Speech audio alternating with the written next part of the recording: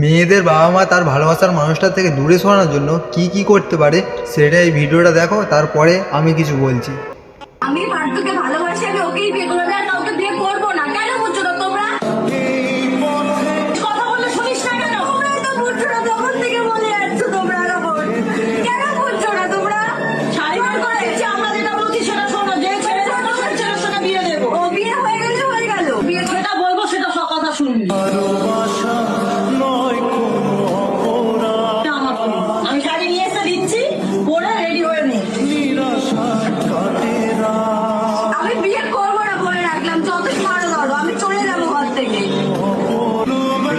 অনেক বুঝিয়েছি, চলো শাড়িটা পরে রেডি হো, অনেক বুঝিয়েছি, চলো। আর আমি বোঝাতে পারি করবো না কোনো শাড়ি ফাড়ি। আরে মা, তুই যেতে গেলে যা, আমরা কেউই তোকে বাধা দেবো না। তবে একটা কথা মাথায় রাখিস, এই বাড়ির চৌকাঠ ডিঙে যাওয়ার পরে আর এই জীবিত বাবা মার মুখ তুই কখনো দেখতে পাবি না। হ্যাঁ, কথাটা হয়তো শুনতে ছোট হতে পারে, তবে এই কথাটা যখন একটা মেয়ে শুনবে না, তখন সেই মেয়েটার মনে আর ব্রেনে যে কী হারে আঘাত করে সেটা আমরা ছেলেরা কখনো অনুভবও করতে পারবো না। হ্যাঁ, তাই তো বলি যে সমস্ত সম্পর্ক নষ্টর পিছনে সবসময় সেই মেয়েটার হাত থাকে না, কিছু কিছু ক্ষেত্রে পরিবারের অবদানও অনেকটা।